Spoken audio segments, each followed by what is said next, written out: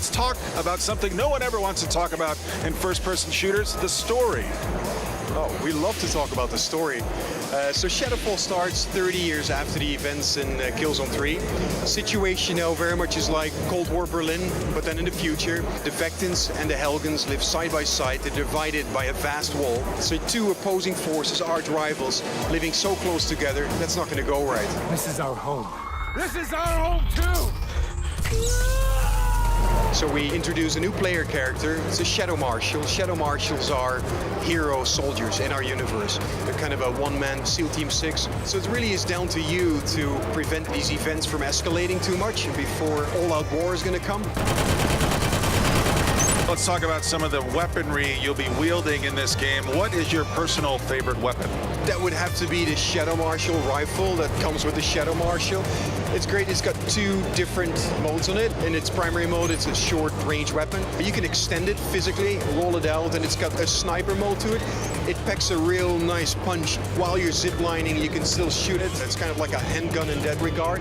And it's quiet, so it's really well suited for somebody that does deniable operations behind enemy lines. Now, you guys have been working on Killzone games for many years. How do you keep it fresh after all this time?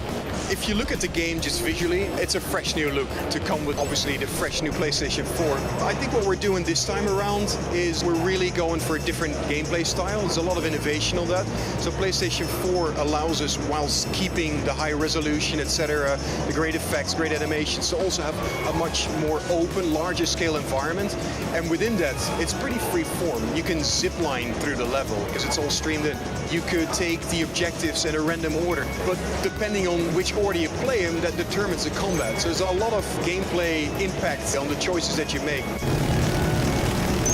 Working with the PlayStation 4 and trying to harness the power, what is it like to work with this new machine? Getting it up and running has been a real breeze. However, once you've got that, you've got all that processing power available to you. What decisions you're going to make, right? What are you going to do with that? So building the art, all of our building blocks in it are so much more detailed now. That's been a lot of work for us. That's been complicated. We're pretty happy with it. It's been a lot easier on PlayStation 4 development so far than it has been on PlayStation 3. And now we're obviously keen to show you more of the services around it and some pretty cool things like Play Go, for instance. We weren't able to do that before, but you can download the first level, start playing, while the rest of the game will be downloading in the background. Remote play as well, so you have Shadowfall, play it on your Vita. I mean, how cool is that?